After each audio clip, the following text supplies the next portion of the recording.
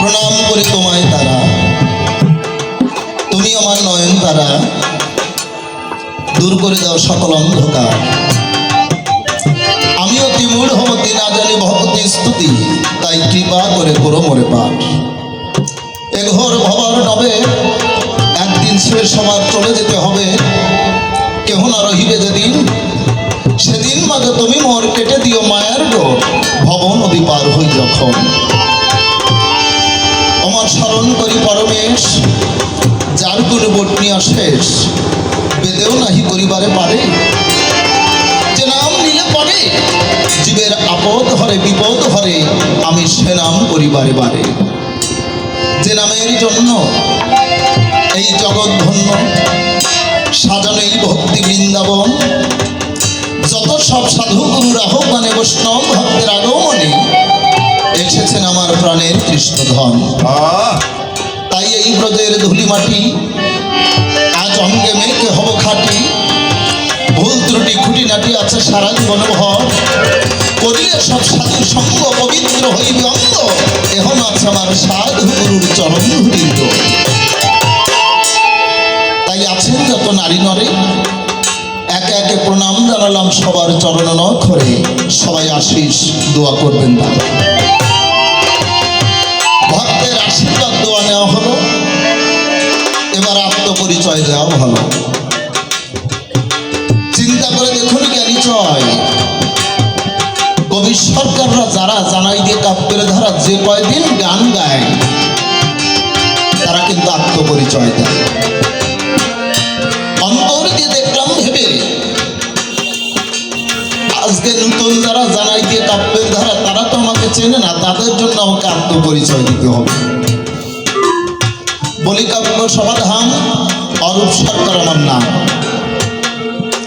সত্য কথা বলে রাখি, বাগেরহাট ডিস্ট্রিক্ট রামপাল থানা হুলকা গ্রামে থাকি। এই দুর্লভ মানব জীবন পেয়েছি কিনা আমি করি বর্ণনা, হয়তো বা আপনাদের আশীর্বাদে, দুয়াতে, পিতামাতার আশীর্বাদে আজকে ভক্ত সঙ্গ করতে পেরেছি, পারছি। আমার আত্মপরিচয় হয়ে গেল, গুরুবন্ধন আমার করা ভালো। জানি গুরু আশিস নীলে শিরে অজ্ঞানতা যায় সুরে, জ্ঞান সূর্যের হইবে উদয়। তাই গুরু আশিস নিয়ে মাঠে দাঁড়াবো যে কাব্য সভাতে, কাব্য যুদ্ধে দেব হানা, যেন জ্ঞান যুক্তি পাই সুকবির হয়ে যেন এক বিজয়ী।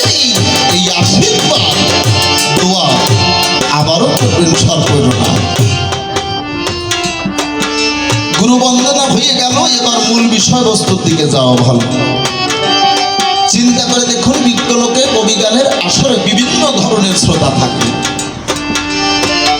কেউ বা গল্প চায়, কেউ বা গান চায়, কেউ বা আধ্যাত্মিক চেতনায় উন্নত যারা তাত্ত্বিক কথাকে ভালোবাসে। আমি বলি আপনাদের পাশে কেউ বা স্থূল জগতের হয়। আপনারা আমায় বলুন দেখি, একজন ব্যক্তি হয়ে সবার মনোরঞ্জন করা সম্ভব নাকি? সম্ভব নয়।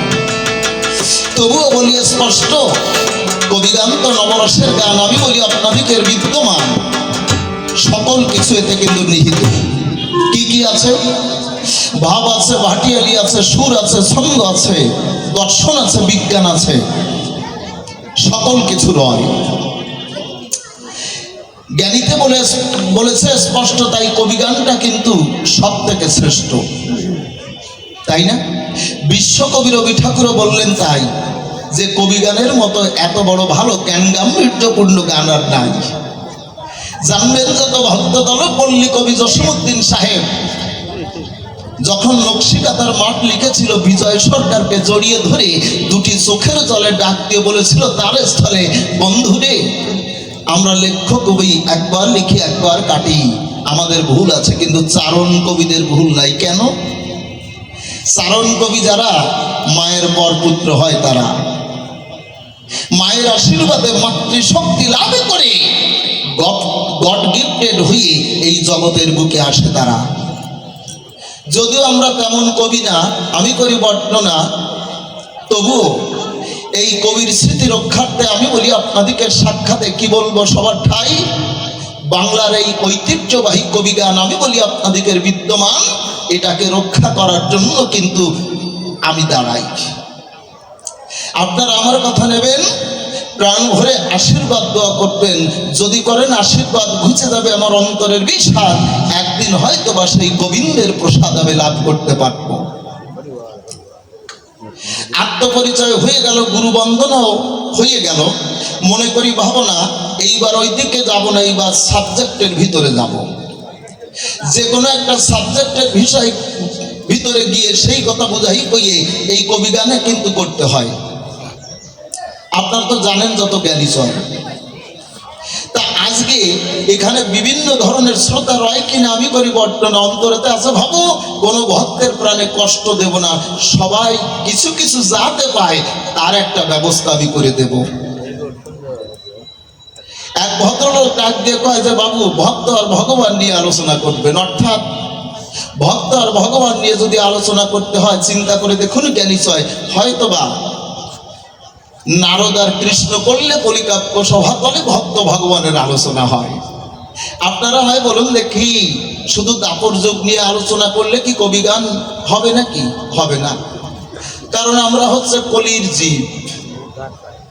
এই কলির জীব যারা জানাই দিয়ে কাব্যের ধারা, কৃষ্ণ নামে হরি নামে হই আত্মহারা, তারা মুক্তির সন্ধান চায়।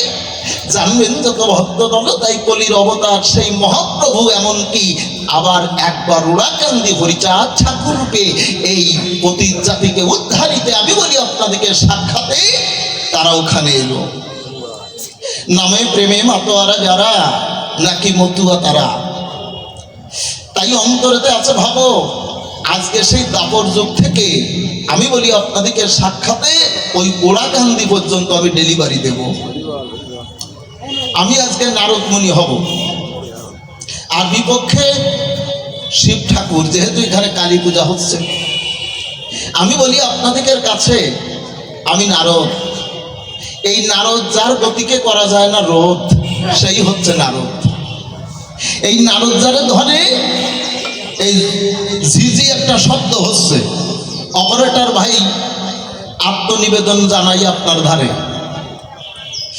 আমি নারদ, যার গতিকে করা যায় না রোধ, সেই হচ্ছে নারদ।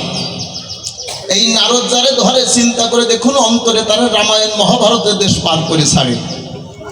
আর এমন জিনিস এ যারে ধরে তারে করিয়ে ছেড়ে দে ফিনিশ। আর নারদ নামের এমনি গুণ, তাজা বাসে ধরায় গুণ, আর আস্ত মানুষ করে খুন। যদি বিশ্বাস না হয় কথা নেবেন, কি বলবো আপনাদের কাজ। যদি থাকে আপনাদের বাড়িতে আঠালা গাবের গাছ, ওই গাব গাছের গোড়ে গিয়ে নারদ নারদ নারদ বলে কনিষ্ঠ আঙ্গুলি থুত্তুড়ি দিয়ে যদি 3 বার দাগ কেটে দেওয়া যায়, আমি করি বর্ণনা 1 বছরের ভিতরে স্বামী স্ত্রীর গন্ডগোল থামবে না, থামবে না, থামবে না। তবে ওমা চরণ ধরে করি মানে আপনারা কিন্তু এই মন্ত্র দেবেন না, কেন জানেন? এই মন্ত্র যদি দেন আর যদি গন্ডগোল বাঁধে, নির্বিবাদে এই সরকারের কাঁধে দোষ হবে। তবে হ্যাঁ, যদিও দিয়ে বসেন কিছু তো বলা যায় না, জানাই দিয়ে কাব্য ছন্দ যাতে অন্তত 6 মাসের জন্য গন্ডগোলটা থাকে বন্ধ, তার একটা ব্যবস্থা আমি করে দেব। আপনাদের বাড়িতে যদি কালো বিড়াল রয়, যদি ওই মন্ত্র দিয়ে বসেন, তা 3 বার যদি নারদের নাম নেন আর 6 বার কালো বিড়ালের নাম নেবেন, তাহলে ওই 6 মাসের জন্য গন্ডগোল বন্ধ হয়ে যাবে। কারণ কি জানেন? ওই কালো বিড়ালের মাথায় কিন্তু ম্যাগনেট রয়। আবার যখন পুনরায় আসবো ফুল মন্ত্র শিখাই দেব, তখন 1 বছরের গন্ডগোল থেমে যাবে। তাহলে এই নারদ হচ্ছে এমন জিনিস, আমি সেই নারদ। আর বিপক্ষে শ্যামল বাবু যিনি, তারে তো প্রত্যেকে ভালো করে চিনি। যেমন চিনির ভিতরে চিনি ভোগ নৈবেদ্য দেব যখন অন্তরেতে আছে ভাবো, তখনও তারে কিন্তু ভালো করে চিনি। আজকে শ্যামল বাবু যেজন আছে, আমি বলি আপনাদের কাছে আজকে উনি কিন্তু পাগলা ঈশান হবে, অর্থাৎ শিব। শিবের বহু নাম, বলিকাব্য সভাধাম, কত নাম। শিব ঠাকুর, পাগলা ঈশান, ব্যোমকেশ, ত্রিপুরারি, তাই না, মহেশ্বর, ভোলানাথ, এমনি করে বহু নাম আছে। আমি বলি আপনাদের কাছে, আপনারা জানেন, যা না জানে এই জীবে তা জানে কিন্তু ওই শিবে।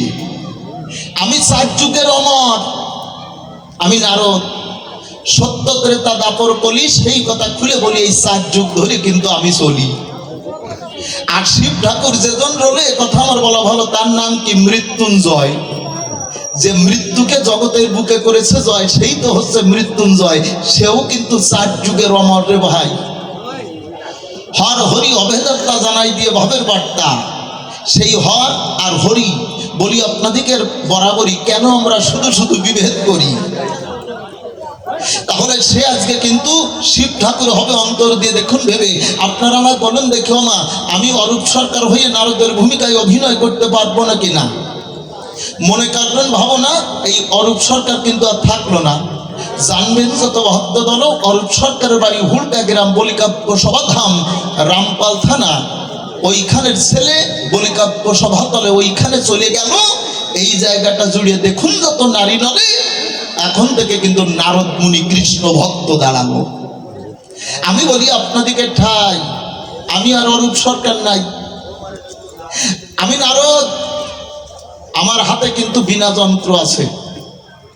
আমি বলি আপনাদের কাছে, আমার এত বড় মারাত্মক সুর যে আমি কিন্তু সুরের অসুর, মানে বেতালে ছাড়া গান গাই না, আমি করি বর্ণনা। কারণ আমি রাগ রাগিনী অনেক জানি, এমন রাগ রাগিনী জানি, এমন ভাবে গান গাই। আমি বলি আপনাদিকে ঠাই, আমার এই গান শ্রবণ করলে বলিকাব্য সভাতলে মাঝে মাঝে কিন্তু কানা খোড়া হয়ে যেতে পারে মানুষ এই জগতের গায়ে। বাবু সাউন্ড কি স্পষ্ট হচ্ছে? আচ্ছা, আপনারা না বললে তো বুঝতে পারি না। যাই হোক, আমার দিকে রাখবেন হোক। তাহলে আমার হাতে আছে বিনা যন্ত্র, আমি নারদ। আর বিপক্ষে শিব ঠাকুর কোথায় থাকে? সোনার কাশিতে। এই শিব আর নারদের সাথে সম্পর্ক হচ্ছে মামা বাগ্নের। এই বাগ্নিরে কে বেশি ভালোবাসে জানেন? মামি। ওই যে গান গায় না, হায় রে সাদের বাগ্নিরে তুই ভালো তোর মামা ভালো না, মামি গান গায়। চিন্তা করে দেখুন জ্ঞানী ছয়, আমি কিন্তু সেই বাগ্নে নারদ। তা আমার মামার শিব ঠাকুর সোনার কাশিতে থাকে, সেখানে কিন্তু কোনো কিছুর অভাব নাই। টাকা পয়সা, অর্থ বিত্ত, সুখ ঐশ্বর্য সবকিছু ফুলফিল অবস্থায় আছে। তা কিছুদিন যখন কেটে গেল, বিনা যন্ত্র তো হাতে নিয়ে কৃষ্ণ নাম করছিলাম ভালো, হঠাৎ করে আমার মামার শিব ঠাকুরের কথা মনে পড়ে গেল। মনে করলাম, ভাবো না, মামার সঙ্গে তো বহুদিন দেখা হয় না, অন্তরেতে আছে, ভাবো আমি একটু বিনা বাজায় কৃষ্ণ নাম করিয়ে করি, আমি একটু সোনার কাশিতে গিয়ে মামার সঙ্গে দেখা করব। এইটা চিন্তা করে বিনা যন্ত্রে ঝংকার দিয়ে তারে তারে কৃষ্ণ গুণগান গাই। কৃষ্ণ গুণগান করি, ধীরে ধীরে কিন্তু সোনার কাশিতে যাই। জানবেন যত ভক্ত দল, সোনার কাশিতে আমার মামি ছিল। আমার মামি আমাকে দেখে শান্তি পেয়েছিল, বুকে পরম কৌতুকে আমাকে বসতে পাদ্য দিল। আমি বসলাম। বসার পরে মামি ডাক দিয়ে বলছে, ভাগ্নে রে, এতদিন হয়ে গেল তোর মামির কথা মনে পড়লো, তুই আমার কথা নিবি, এখানে বসবি। আমি বসলাম। বসার পরে ডাক দিয়ে বললাম, ও মামি, আমার মামা কোথায় আমি জানতে চাই, কতদিন মামার সঙ্গে দেখা পাই নাই। তো বলছে, ভাগ্নে এ কথা বলি স্পষ্ট, ওইখানে তো আমার কষ্ট। তোর মামা এই সোনার কাশিতে থাকে না, আমি করি বর্ণনা, তোর মামা শ্মশানে থাকে। ছাই ভস্য গায়ে মাখে বলি তোর পাশাপাশি ওই শ্মশানের থেকে যোগ আসনে মশানে চক্ষু মুদ্রিত অবস্থায় সাধনা করে একবার শুনেছিল কৃষ্ণের মোহনবাসী। সে হতে ছেড়েছে এই পুণ্যধাম কাশী, সে হতে আমাকে ছেড়েছে এই পুণ্যধাম কাশী। আমি তোর কাছে করি প্রকাশ, যদি মামার সঙ্গে দেখা করতে চাস এখানে অপেক্ষা না করে আমি বলি তোর ধারে তুই আমার কথা নিবি, এখান থেকে তুই ওই শ্মশানেতে যাবি। জানবেন যত ভক্ত দল, আমার মনে মনে চিন্তা হলো, হায় রে, একটা হিন্দু যখন মারা যায় চিন্তা করে দেখুন জ্ঞানী চয়, তখন কিন্তু মৃত্যুর পরে জয় হরি বল বলে বল হরি বলে বলে শ্মশান ঘাটে নিয়ে যায়, যেখানে 3.5 হাত জায়গা নির্ধারণ করা রয়। এই পঞ্চভূতের দেহখানা আমি করি বর্ণনা, খিতি অপ্তেজ মরুদ্বম যারে কয়, এই পঞ্চভূতের দেহখানা ওই পঞ্চে পঞ্চে শ্মশান ঘাটে কিন্তু হয়ে যায় লয়। শ্মশান সকল কিছুর হয়ে যায় অবসান। বাবু চরণ ধরে করি মানা, ওইখানে কথা বলবেন না, এটা মুখস্থ কিংবা পকেটস্থ বিদ্যা না, কারণ আমি দিচ্ছি কবির সুর, কেউ যদি চায় চানাচুর দিতে পারবো না, কি পারবো না। যাই হোক, ওই যে মামা যেজন ছিল নাকি ওই শ্মশানের হলো, তাহলে মানুষের এই পঞ্চভূতের দেহখানা পঞ্চে পঞ্চে লয় হয়ে যায়।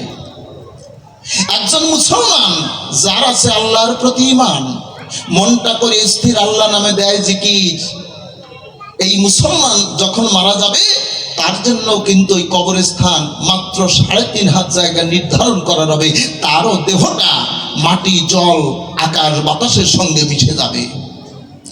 আমি করি বর্ণনা, ওই শ্মশান গেটে গেলে পরে চিন্তা করে দেখুন অন্তরে কে হিন্দু, কে মুসলমান, কে বৌদ্ধ, কে খ্রিস্টান, কে নারী, কে পুরুষ, কে ধনী, কে গরিব, আর বিভেদ থাকে না, সকল কিছু সমান হয়ে যায়।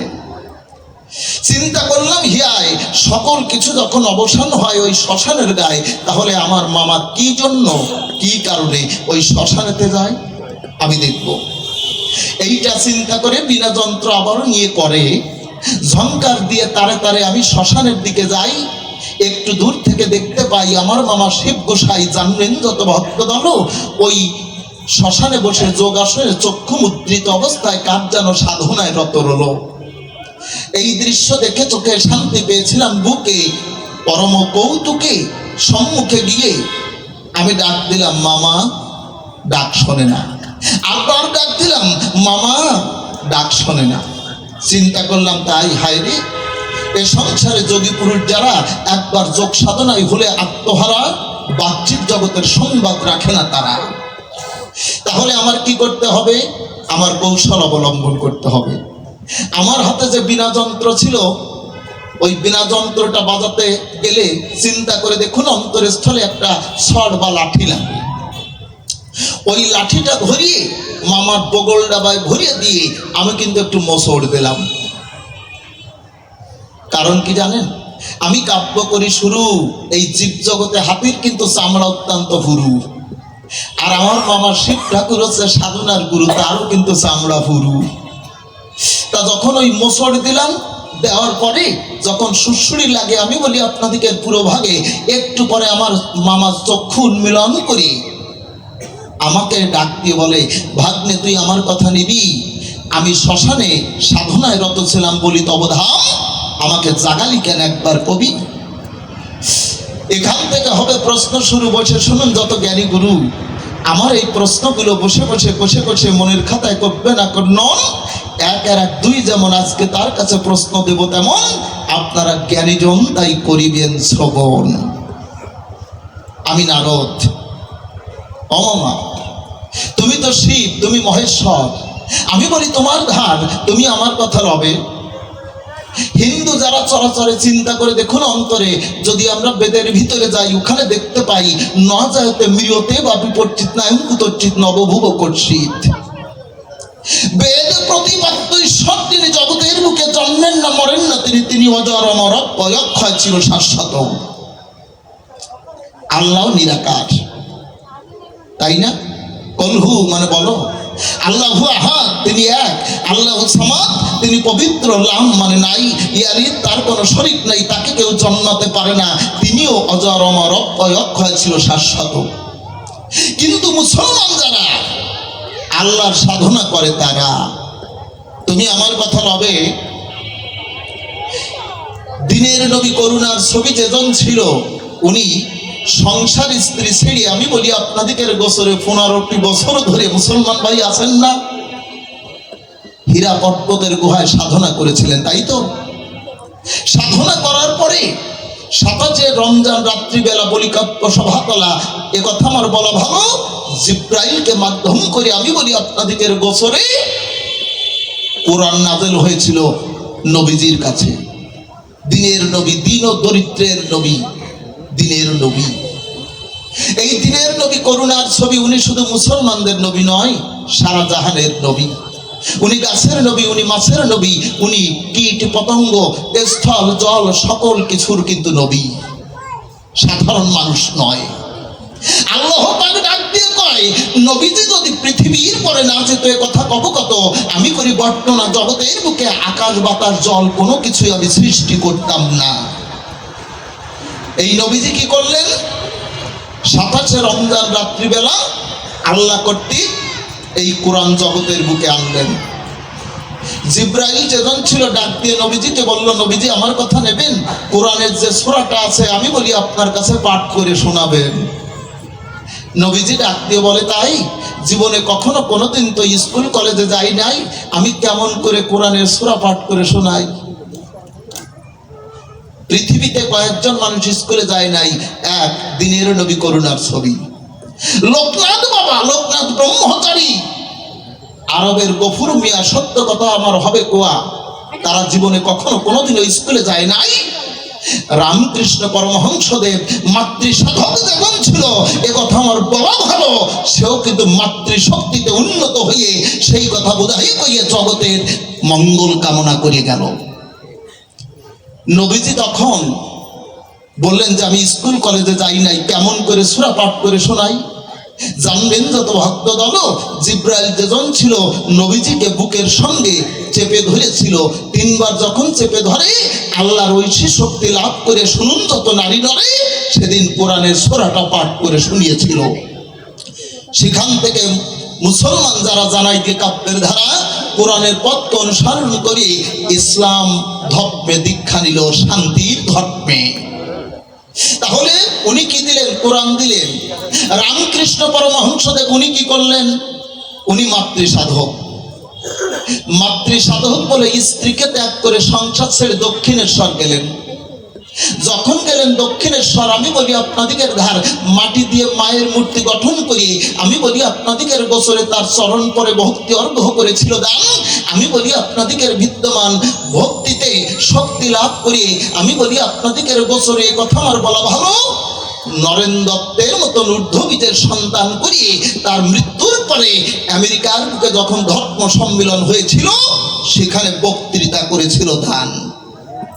সে যখন বক্তৃতা করেছিল, সমস্ত আমেরিকানবাসীদেরকে যখন ভাই বোনের দৃষ্টিতে দেখেছিল, তার বক্তৃতায় প্রকাশ পায় 4.5 লক্ষ খ্রিস্টান, আমি বলি আপনাদিকের বিদ্যমান জানবেন যত ভক্ত দল, এট এ টাইমে সনাতন ধর্মে দীক্ষা নিয়েছিল। আপনারা আমায় বলুন দেখি, রামকৃষ্ণ পরমহংসদেব যদি মাতৃশক্তি লাভ না করতো সংসার ছেড়ে, তাহলে এই ঊর্ধ্ববীজের সন্তান নরেন দত্ত তৈরি হতো না, আর এই সনাতন ধর্ম রক্ষা হতো না জগতের গায়ে। তাহলে সে কিন্তু সনাতন ধর্ম রক্ষার জন্য সংসার ছাড়লো। আর মহাপ্রভু কি করলেন? উনি সংসার ত্যাগ করে সন্ন্যাস নিয়ে নগরে নগরে গিয়ে কলির মলিন জীবকে মুক্তি দেবে বলে হরিনাম বিলালেন। নবীজি কোরআন দিল, রামকৃষ্ণ পরমহংসদেব এই সনাতন ধর্মকে রক্ষা করলো, আর মহাপ্রভু এই কলির মলিন জীবকে মুক্তি দিতে নগরে নগরে হরিমন্ত্র দিল।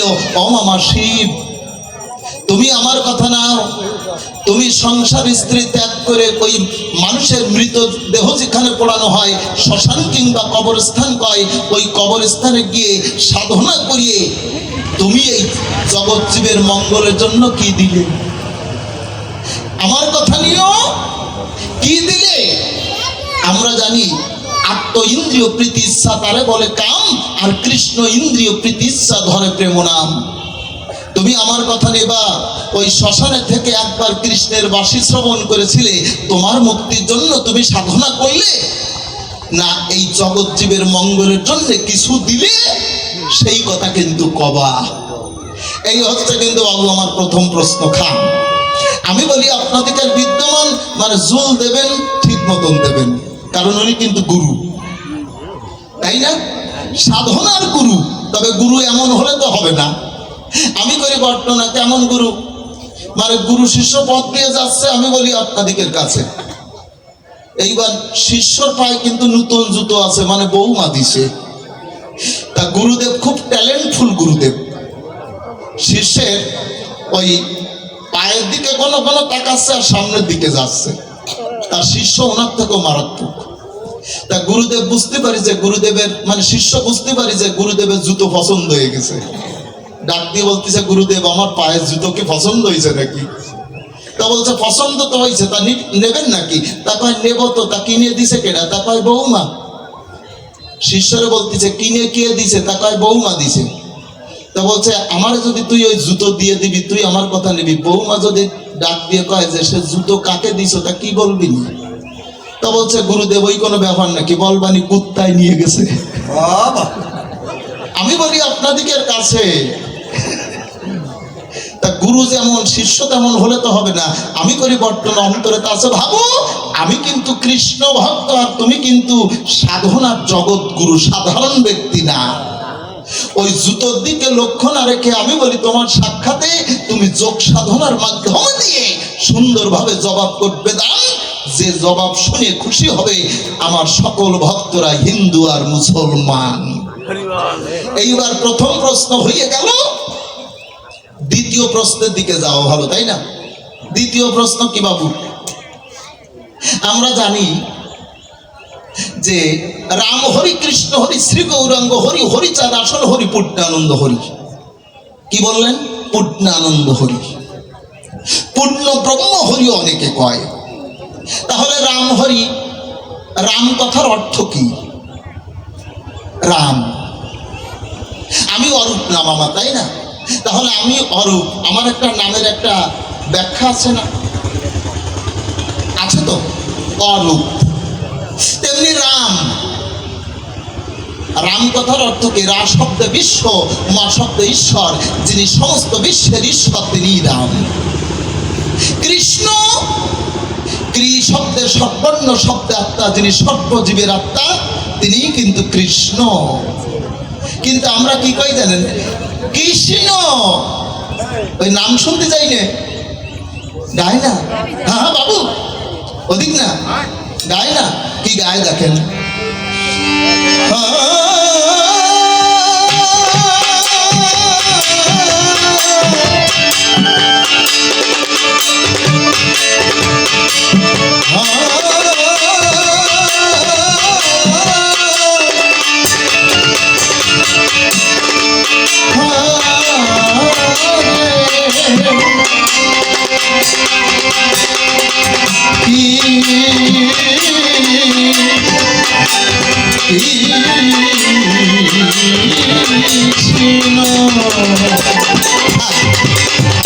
তাহলে কৃষ্ণ করছে।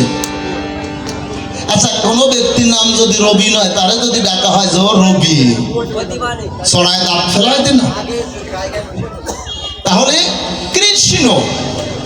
তাহলে কৃষ্ণ শব্দের অর্থ হচ্ছে সর্বজীবের আত্মা, তিনি কৃষ্ণ। হরে কৃষ্ণ, তাই না? তাহলে রাম হরি, কৃষ্ণ হরি, কৃষ্ণ নামেও কাজ হয়, রাম নামেও কাজ হয়। ওদিকে মহাপ্রভু যে নাম দিয়ে গেল তাতেও কাজ হয়। আর হরিচাঁদ ঠাকুর,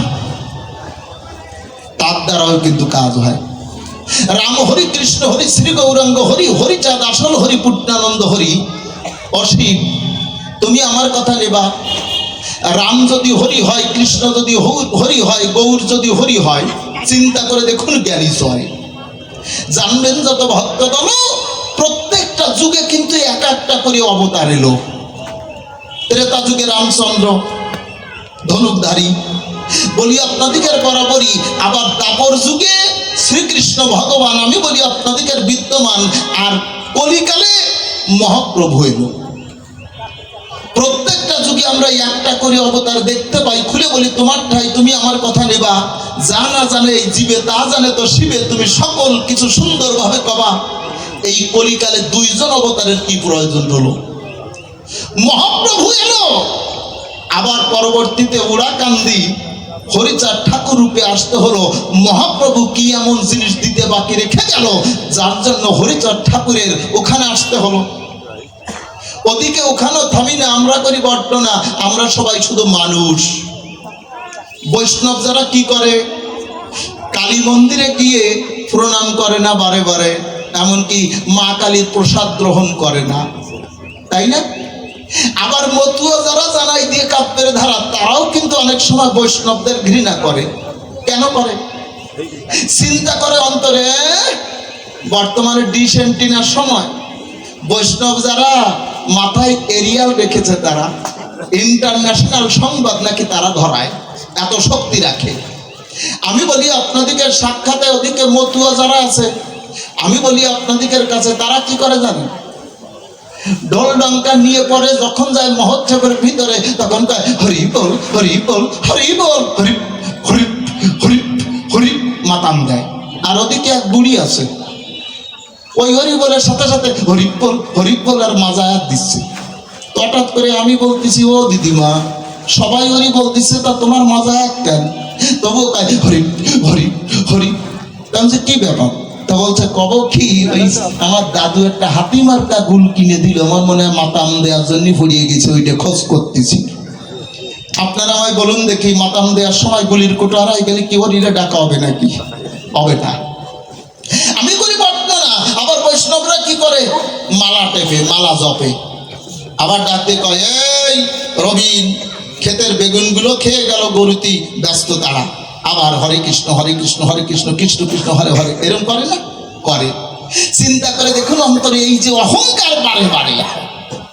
তুমি আমার কথা নিও, তাহলে রাম হরি কৃষ্ণ হরি শ্রী গৌরাঙ্গ হরি, হরিচাঁদ আসল হরি পূর্ণানন্দ হরি, হরিচাঁদ ঠাকুর যদি পূর্ণ ব্রহ্ম হবে, অন্তর দিয়ে দেখলাম ভেবে বলিকাব্য সভাদল রামকৃষ্ণ গৌর এই তিনজন কি হবে নকল? তুমি আমার কথা নিও, প্রত্যেকটা যুগে আমি বলি তোমার পুরোভাগে দুইটি এক একটা করে অবতার দেখতে পাই। আমি বলি তোমার ঠাইয়ে কথা আমার বলা ভালো, এই কলিকালে কলিকাব্য সভা করে দুটো অবতারের কি প্রয়োজন হলো? মহাপ্রভু কি দিতে বাকি রেখে গেল যার জন্য আবার হরিচাঁদ ঠাকুরকে উড়াকান্দির বুকে আসতে হলো? আর সে কেমন করি পূর্ণ ব্রহ্ম হলো। আমি চরণ ধরে করি মানা, আমার প্রতি কিন্তু কেউ আঘাত পাবেন না। কারণ কি জানেন? দেখেছেন, গাভীর কাছে যদি বৎস গিয়ে দুধের পাটে যদি আঘাত না করে দেন, আমি বলি আপনাদের বিদ্যমান ওই আঘাতের চোটে, আমি বলি আপনাদের নিকটে তখন কিন্তু দুগ্ধ পড়বে ফোটে ফোটে। আঘাত না করলে কি দুধ পড়ে না? এই কবিগানটাও কিন্তু গাভী আর বৎসের মতন অন্তরেতে আছে। ভাবো, আমি বৎসের মতন আজকে শিব ঠাকুরকে আঘাত করবো দান, ওই আঘাত পেলে চিন্তা করে দেখুন অন্তরের স্থলে যদি ভালো জবাব দেবে, তখন খুশি হবে কিন্তু যত ভক্ত প্রাণ। তা মনে করি ভাবো না, ওইদিকে যাবো না, অন্তরেতে আছে ভাবো এইবার একটা গান গাবো। হ্যাঁ বাবু, প্রশ্ন কি আর দেবো নাকি? হয়েছে খারাপ হয়েছে নাকি বাবু? ওই যদি খারাপ হয় মোটামুটি কমিটিরে বলে, সময় খারাপ তো টাকা কয়টার ব্যবস্থা করে দিয়ে যাবেন, যে না ভালো হয়েছে গান। তবে হ্যাঁ, আপনারা কিন্তু শোনেন, এই যে মাঝে মাঝে বলতেছেন না ঠিক আছে ঠিক আছে ঠিক আছে বলবেন, এটা ঠিক আছে, কিন্তু বাবু জোকে বলবেন না। আপনারা গৌতম বাবুকে চেনেন? বাংলাদেশে এমনকি ইন্ডিয়া ধরি সব থেকে বড় সরকার, মাত্র 1.5 হাত। আমার শ্রদ্ধাভাজন কাকা, তা উনি আমাকে বরিশাল গান করতে নিয়ে গেছে। ওই যে কথায় বলে না যে আইতে শাল যাইতে শাল বরিহাল। তা বরিশাল যখন গান করতে গেলাম, যাওয়ার পরে উনি তো বড় মানুষ, তা আমি এমনি করে গাচ্ছি গান, জোড়াচ্ছে কত ভক্তের প্রাণ। হঠাৎ করে 80 বছরের এক দাদু, বয়স হয়েছে 80, জম বলতেছে 80, হাতে লাঠি একটা আছে, তো এই করতেছে এই করতেছে। আপনারা আমায় বলুন দেখি, সামনে বসে যদি মাথা এইভাবে নাড়া চাড়াতে আইডিও খাই দিতা, গান গা যায় নাকি? যায় না। আমি সংক্ষেপে শেষ করলাম। এরপরে কিন্তু আমার ওই যে কাকা, উনি তো হচ্ছে চায়না লেবুর মতন। বাজারে দুই প্রকার লেবু আছে না, একটা হচ্ছে হাইব্রিড উচ্চ ফলন, আর একটা হচ্ছে চায়না মাল, জিনিস ছোট, মাল ভালো, বাড়ি মিটি। আর ওই হাইব্রিডটা একটু ফ্যান্সি। আমার ওই কাকা বাবু চায়না লেবুর মতন জিনিস। উনি দেখে কি ডিজিটাল কম্পিউটার বেগে দ্রুতগামী চলে আসতেছে, আসে কিন্তু একদম পাঁচালি এমন ভাবে জ্বর তুলেছে, মনে ভাবলাম যে এই বরিশালের সিদ্ধ পাতার খাওয়া আমার কপালে জড়বে না, বাড়ি জাতি হবে। হঠাৎ করে একটু পরে দাদু দেই কোড়া লাঠি হাতে করিয়ে ওই কাকা বাবুর গান শুনে বাড়ির দিকে যাচ্ছে। পিছনে পিছনে যাইয়ে বলতেছে, ও দাদু কি ব্যাপার, চলে যাচ্ছেন কেন? তো বলছে দাদু এমনি। আমি বলছি, না দাদু, এই যে আমি যখন গান গাই তখন গণ গণ আলিও গাই দিলেন, এর কারণটাকে আমি জানতে চাই। আর কাকা বাবু যখন গান গেল তখন এই করলেন, এর কারণ কি? তো বলছে, দাদু ওটা তোমার দোষ না। তো বললাম, কার দোষ? তো বলছে, দেখো তোমার বাড়ি কোন জায়গায়? তা আমি বললাম, বিদ্যুৎ প্ল্যান্ট চেনেন? হ্যাঁ চিনি, ওই যে মোংলা পাওয়ার হাউসের পাশে। তো বলছে, দাদু পাওয়ার হাউস তোমার বাড়ি? তা বললাম হ্যাঁ। তো বলছে, দাদু দেখিছো পাওয়ার হাউসের পাশে কত কোম্পানি বসে? তা বসে। তো ওই কোম্পানিতে কত মানুষ চাকরি করে? আমি বলি, তোমার ধারে ওরা বছরে দুটিয়ে করিয়ে বোনাস পায় যারা বড় র্যাঙ্কের চাকরি করে। তো বললাম, তাই? বলছে হ্যাঁ। তো বলছে, দাদু শোনো, তাহলে ওরা বছরে তো দুটো বোনাস পায়। তা বললাম পায়, তাই বছরের বোনাসের সাথে এই কবি গানের সম্পর্ক কি? তা বলছে, তোমার বয়স কম, তুমি বোঝো না, আছে। তা বললাম কি? তো বলছে, দাদু শোনো, তাহলে ওই যে কোম্পানিতে যারা চাকরি করে তারা কিন্তু দুটো বোনাস পায়। তা আমি বললাম পায়। তো বলছে, দাদু আমার এই জীবন কোম্পানিতেও আমি দুটো বোনাস পাইছি। তা আমি বললাম কি বোনাস?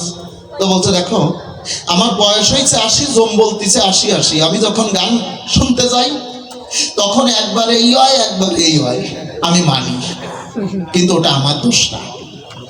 তা কার দোষ? তো বলছে, দেখো ওই আমার একবার সান্নিক বা জ্বর হয়েছিল, হওয়ার পরে অনেক ওষুধপত্র খাওয়ার পরে জ্বর কিন্তু চলে গেল। যাওয়ার পরে একটা জিনিস বোনাস রেখে গেল, সেইটা হচ্ছে একটা হচ্ছে আইডিও ঘাই, আর একটা হচ্ছে সামনের ঘাই। এখন তোমার ভাগ্যে পড়েছে আইডিওটা, ওইখানে আমার কোনো দোষ নাই। আইডিও ঘাই দেবেন আর সোজা দেবেন, বুঝে শুনিয়ে দেবেন। এইবার একটা গান গাই।